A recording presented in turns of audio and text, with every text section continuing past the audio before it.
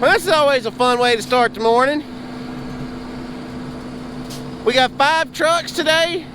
We're shooting for 20 loads and a big mud hole to play in.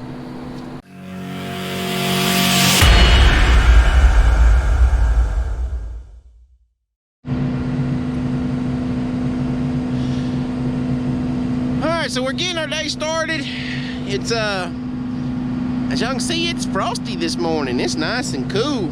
It's about 29, 30 degrees. I know some of y'all, it's not cold, but for South Louisiana standards, yes sir, it is cold this morning. Got a bad slick turnaround, which it'll start drying. Y'all can see we got nice clear skies today, so this turnaround is gonna start drying pretty daggone fast. The more we stir in it with the sun out today. This is the only thing that did not get the road grader put on it yesterday. So that is Dwayne y'all see up there. This is Puppy y'all see in the turnaround over here. We also have Bird, so that's 3. Iceman, and Iceman's got a big surprise coming for y'all soon too. And we have our other truck. We have 4 trucks of ours, and well, 3 trucks of ours and 2 contract trucks. I count Dwayne as one of ours because he's family too, even though it's his personal truck. But anyway, we're turning trucks around, getting everything scooted around and whatnot. We're just getting ready to get started rocking and rolling. We're gonna be going back here today and working on this patch. We got everything, y'all saw Michael got everything out of that wet hole back here in the back yesterday. So this over here should be a lot better today. I'm not sure if y'all can see, there's a deer stand right over in here somewhere. I can't see it on my camera, but you might be able to see it once I edit all this. But there's a deer stand over here we're going to have to work around, and we may possibly have to build a shovel road from Mickey's loader back there to this patch, and Michael also has to finish picking up his patch over here, or his shovel road over here. But it won't have to be, it won't be as bad because there's a high ridge running across there. Y'all can see where the ground kind of swags right here, where it's got all this water, and then you can see where it kind of humps up just a little bit right there. We're gonna skid right across that ridge, and hopefully, fingers crossed, we won't have to do a whole bunch of shoveling. All right, so Michael's coming over here and he's gonna grab Puppy now. You're gonna watch, he's gonna grab on the back of this trailer. It's what we call a pull bar. I'm not sure what other people in parts of the world would call it, but it's just basically it's a bar that we have made onto the back of our trailers that the skidder can grab, kind of like the tongue of the loader. And it makes it to where we don't have to jump down and run winch lines every time we want to pull a truck backwards like this.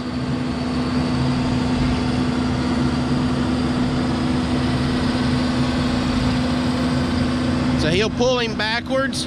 You can see, I mean, it's a tight area in here.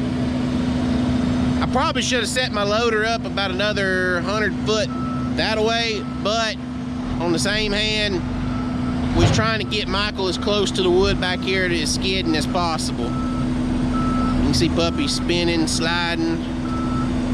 Michael will help steer him around with the trailer.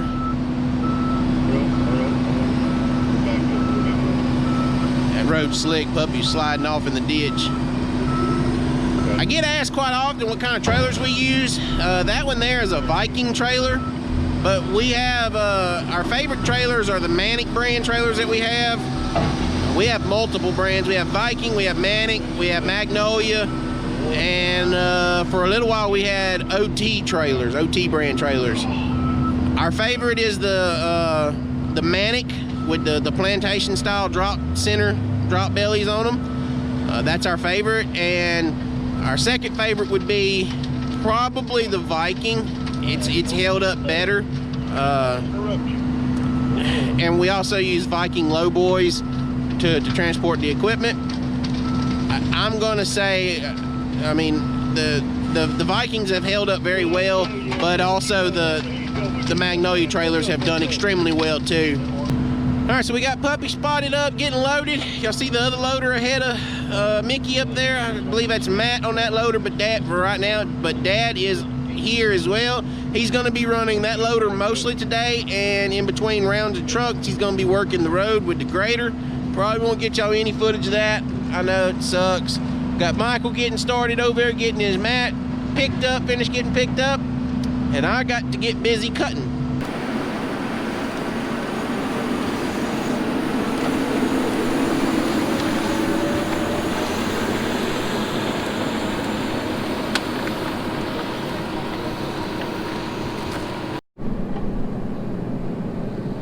Ain't that just a pretty sight?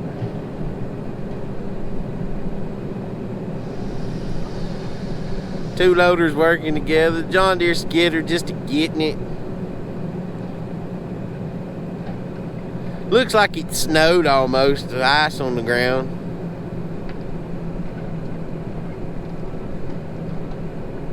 Sun coming up. I really wish I could bring y'all out here and show y'all this stuff. It's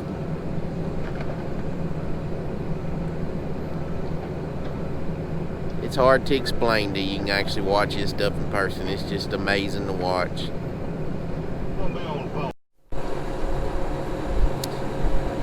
There goes load number 11. Puppy sitting over there for load number 12.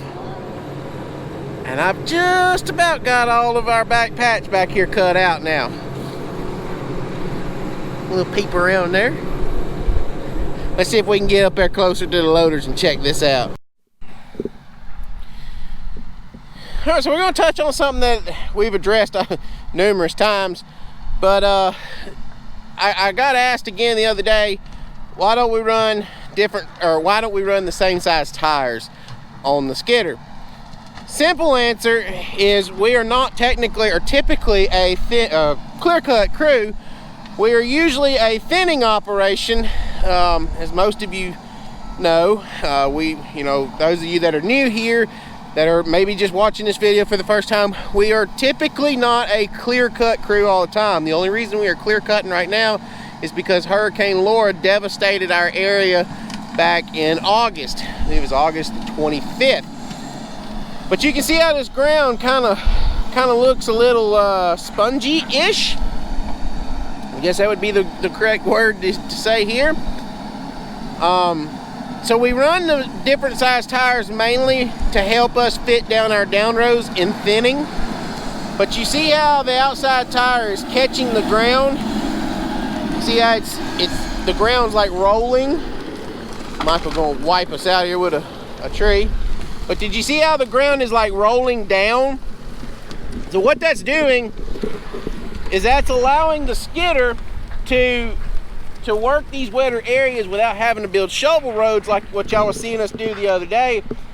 And it keeps us narrow enough by allowing us to, letting us work in the thinning with the duals, because our ground is like this. This is actually dry for our standards. Over there, and I'm fixing to take y'all in the back and show y'all this other place back there. But it's the number one reason is for width. Number two, just again on width, the inside tire is 35.5 inches wide. The outside tire is 24.5 inches wide.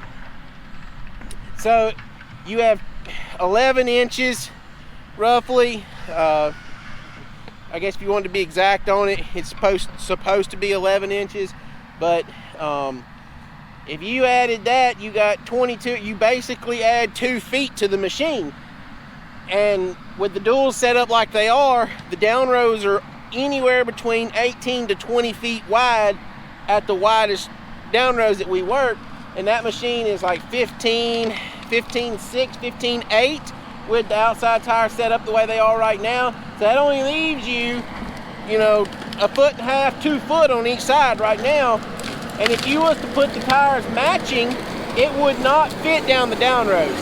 And then we run the duals year round, because you can see that ground, right there most especially, you see that ground dip, and the outside tire just kind of sinks down a little bit, or the inside tire sinks down a little bit. The outside tire catches the machine and supports it and floats it through the wet spots. So that's why we run the different size tires. We've covered that several times, but I've gotten it again here lately a couple different times and just felt that we need to cover that again.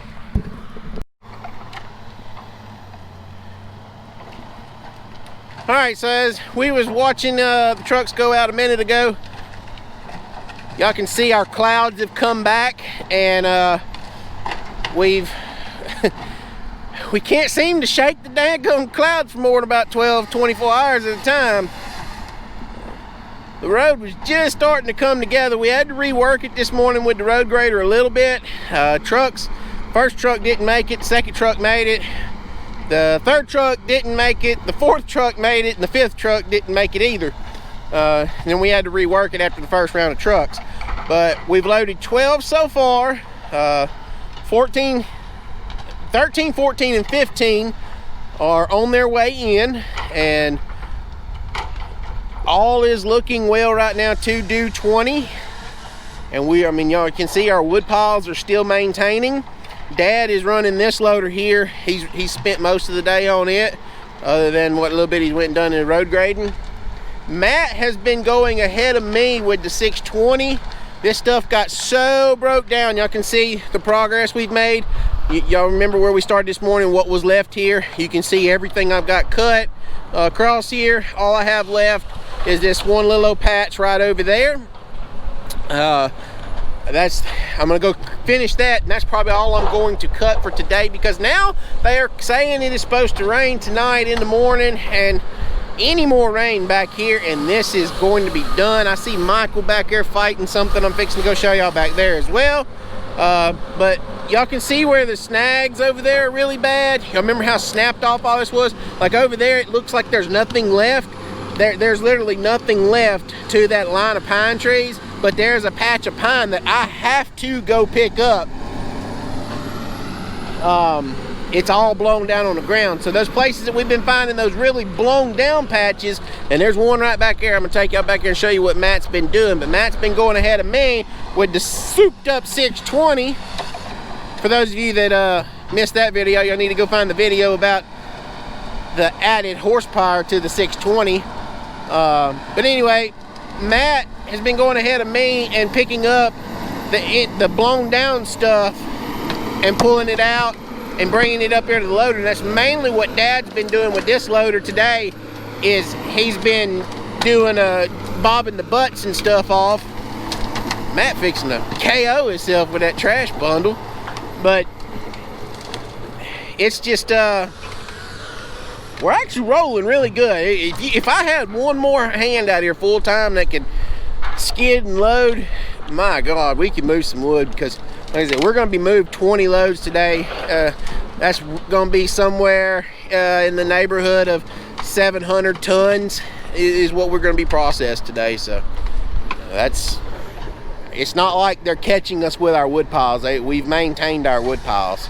So it's not like we had a wood pile and then we're going to be hauled all our wood pile off, plus hauled a little bit, you know, off the ground today.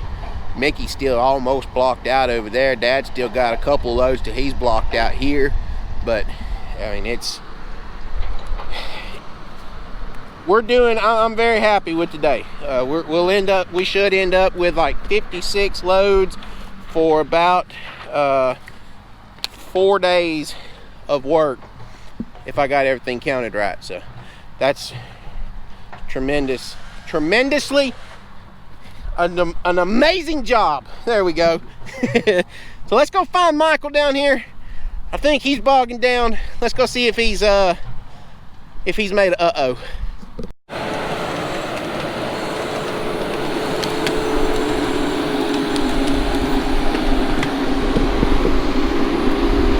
I see mud in his wheels. Hey, sir! Hey! I got to bust that drag up because I'm about bogged down. You about bogged down? Yeah, I almost had to have help.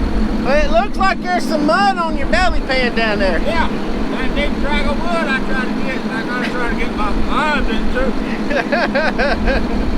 Yeah, I figured I was booby trapping you with a couple of them. It's wet back here. It is. You got mud running out of your wheel right here. Yeah, it's wet. I thought I was going to get on this CV and haul from back and come save me. Got a wrench on the front. You gonna need some towing assistance? Yeah. Well, I still have to have some. we're gonna go stand down there and watch you bog down. Okay, I'll just go back. I'm going to drop this, go back up, try to get this two behind me. Let's see if we... Which way you go, there's no water. It's the way to go. Now, before we get started doing this here, I don't know if we're actually going to bog the skidder down or not. I mean, we're not staging this or anything like that. This is a real world scenario. We have an issue here. The ground is wet. Now, if this was a clear-cut job, y'all can see the ruts right here where he's been down here. He's yeah, he about right here. This is where he must have been when I saw him in a while ago. He was looking at the loaders. But this is not what we're trying to do. I'm not trying to be like, oh, look how cool that is. That's not what I'm saying. I'm trying to show y'all how hard this is to do, how difficult this is, how aggravating it can be. Now, if this was a traditional clear cut, this would be cut in mats. Y'all can see everything I've got cut over yonder. Still got quite a bit. But anyway, everything would be built into mats. Not technically what I would call a shovel road, but it would be in mats. That's wet back there. All he can get is, what is that, 1, 2, 3, 4, 5 pieces, and get it out to dry ground. Michael's really good at figuring out how to fish that skidder across wet ground too. I knew I was probably uh-ohing when I built him this drag, but on the same hand, I had nowhere else to put it all. I guess I should have split it in half, but that's probably what he's fixing to do, is grab some of that one. You heard that wood hit. I love hearing that stuff hit. But anyway, this stuff, the way I showed y'all the other day, we was building the shovel road. We would be building smaller shovel roads down here, just like what we do when we're matting our thinning. We'd be matting down here too. Everywhere we had a down row cut, you know, where we pulled a down row middle, wherever I cut a strip, however you want to call it, I call them runs. Wherever I cut a run with the track cutter, we would have an area, you know, it would be wood laid, just like our mats that we were building the other day. I'm trying to make sure I explain this thoroughly, because some people, I know there's details to this and I'm going to be leaving out, and some people's not going to understand. But basically, the shovel road that you saw us building the other day, the exact same thing would be going on down here, just not quite as beefy of a road.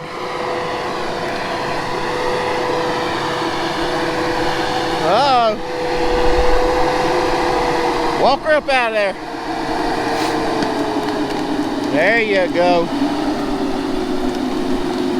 But I cannot be doing that. Another great explanation right there.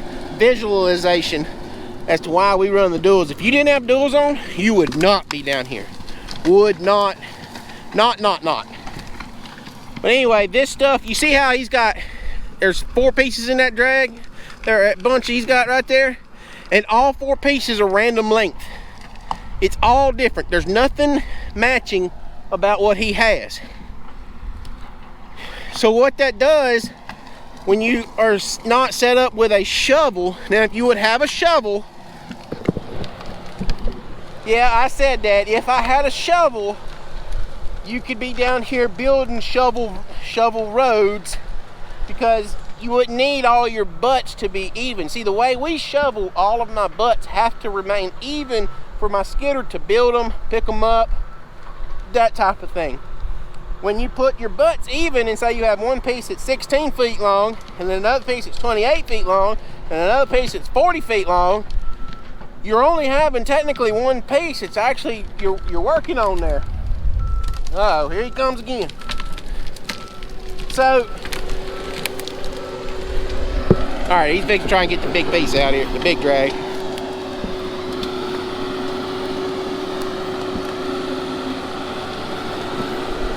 So since everything is so broken up, you cannot get what you need to build mats with down here. So then you're forced to do this. Build small piles in the wet areas. Let your skidder come down here. You watch him, he's gonna work that boom back and forth and just kind of work himself across the ground. I hope that's coming in really good as to just how that's, I mean, God, I just went 2 foot deep right there. That's how soft that is with, what is that, 6 pieces of wood? And you see how every piece in there except for 3 are all different lengths, and then the other 3 there are the same. That's what I'm talking about, why you can't build mats with this, because it's all broke up and blown down. And then on top of that, so much of this is rotten. It's not necessarily rotten yet. It's so old that it breaks really easy. It's very brittle. It does not support the machines like it needs to. We're gonna watch him slip back around here.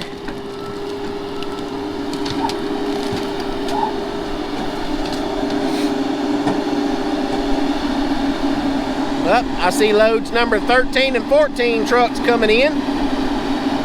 All right, he got the rest of that drag. Easy there, Captain. Not sure what he was doing there. I think he might have been trying to pick his back tires up on the other side. See, the main thing, you watch how he don't spin his tires. If you're new to a skidder, don't spin your tires when you get into a situation like this. You see how he goes to the end of his boom, walks back ahead. You see, he just keeps going to the, he's fixing to make a liar out of me. No, see, he caught himself. He thought he was good. See, the front end's almost on good ground. We're gonna get taken out. But you see how he just works that boom back and forth? It's what we call walking yourself. I guarantee you I could go up there and get my ground checking stick, which is just a sweet gum tree cut off. That's about the size of a quarter at the base. And I guarantee you I could come over here and just sink it up to my nutsack if I wanted to. Sorry for the rough language, but y'all see what it look. I mean, it's the track cutter. Them ruts back there, that's where the track cutter, where I was back there, I was toting that mess out. All this over here that you see, it's pile. It just sloughs down right here, and I toted this back to here, and then I toted all that back to that next ridge. You see where the ground kind of comes back up? We got a little ridge down through there, so the rest of this is gonna go down there. Sir, I do believe that's how you do it. That's how you do it. That's what I explained to him. Well, you walk that and you never spun your tires. If you spin, you're done. Yep. You're done with. If you'd have spun the tire right here, we'd be calling Matt to come get you. Yep. Job well done, sir. And Matt, you know what he would have did? Matt would have bogged down and then I would have had to come get it. That's why I got you down here doing the wet ground. I don't think no more up behind us. Just no. It'll come out easy. You might have to give it a little shove to a good time. Good to go. That's just what I was just explaining. Those ruts right there that you see, that's where I walked all that back there up here. That's why that drag there was so big. And then everything else I toted to that next ridge that we have over there. I toted all that back up there. So it'll come out good now. Yep. If it wouldn't be so daggone broke up, we could build mats down through here, but it's so broke up you can't. So is it like that bundle right there, that last bundle you got? You got like, I think it was 7 pieces, 6 pieces, and every piece was different length except for 3 pieces. So there's no way you can build mats with that, but you did a good job right there. I thought you were gonna bog down right there. Nah, pick that back up and shove myself out of that hole. Yep. That's a pretty big deep hole right there. That's probably knee deep. You can take one of them skidders like that with that dual thing on it, you push yourself out of a hole. Yep. And again, we're not trying to show y'all this being like, oh man, this is badass. You know, this is cool tearing that. No. And this is not necessarily toe up. It's just a sloppy area right here. Just trying to show y'all the struggles, the daily dynamic struggle of logging. Because as you know, right here we got water, and it's nasty right here. And then right over there where the track cutter is, y'all could probably skid that with single tires. Yep. And it just changes that much that fast. The water will hold you better than. So yeah. Like right here. Right there, it didn't have no water, but it's soft right there. Yep. Right here, it was more tore up with no water, where you use right here with the water, and it held up better sometimes. The ground is weird like that. It's just things you learn over the years doing this mess, I reckon.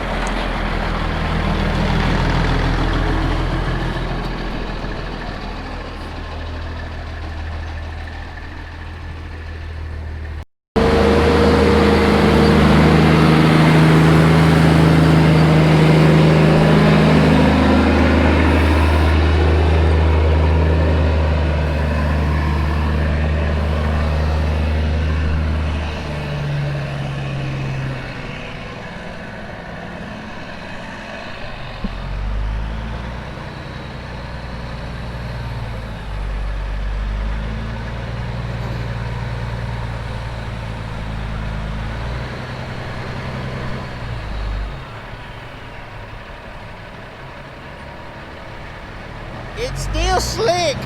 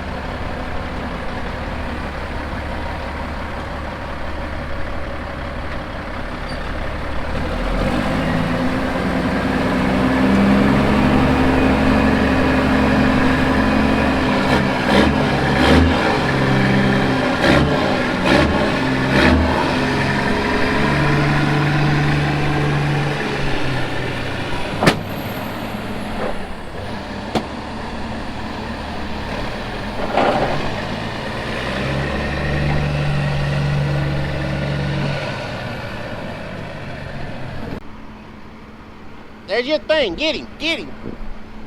Michael's fixing to get Puppy. Hurry up. Get him. He gonna drive his flags all the way in there.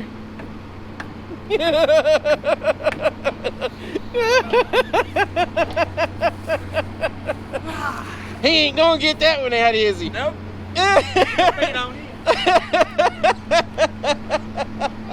So to explain what he just done there, they take saw wrenches and strap that, put their flag through or on the saw wrench, and then they tap. Y'all seen us? They tap them into the end of the wood with the flag flapping back there, and it marks the, you know, the end of the load there. Michael took that piece of wood and drove it. They normally just tap them in there about an inch or two and go on to the mill. That way they're not real hard to get out. Michael drove that sucker in there till he might not get his flag back off of that load. All right, so we're gonna wrap our day up here. Let y'all watch them load some trucks. I know y'all don't like looking at me. Y'all ain't here to see me. Y'all here to see this equipment. So this is number, for the week total, this would be number 51, or actually 52, and number 53. 54, 55, and 56 should be pulling up any minute. That's really good considering we rained out Thursday and we rained out trucking Friday. So all we trucked this week was Monday, Tuesday, Wednesday, and Saturday. And we're still going to end up with 56 loads. That is phenomenal. Blessed to be in a situation where we had extra trucks, being our company as large you know, and we have extra trucks and they didn't work today. So a quick little tidbit here. I say tidbit, some facts or something, I don't know what you want to call it. We had a record week this week for our company. Something to be very proud of. Now, I mean, my job done its little bitty part, being we only trucked 4 days, and we, you know, like I said, we didn't even really do much yesterday. Y'all saw how slow everything was because of the rain. But we moved a total of 223 loads between the two jobs. Dad's job alone moved 167 loads. 2 of those days, all of my trucks went over and helped haul. I mean, there was days I think they moved 60 loads that one day. They had like 12 trucks out there. They had a bunch of wood piled up, stuff like that. That wasn't, you know, it wasn't processed off the ground or anything. I mean, that crew still done a damn good job. To break that down to y'all, that's an average on a 5-day deal. That's 44.6 loads a day that was trucked away between the two jobs, and that's it's going to be right at or right over 7,000 tons. I'll repeat that again. 7,000 tons. Our two operations trucked away. That's total tons trucked this week. That's a very, very, very close ballpark guess. It should either be at least 7,000, maybe even 7,100. But we're gonna call it 7, just cause I want to. So, great week, very good week. We're very, very blessed to have the crews in place to move the wood that we do with the equipment that we have, with the companies that we work for. I mean, these types of things, they don't just happen. It's something that this took lots of planning and executing properly to get this taken care of.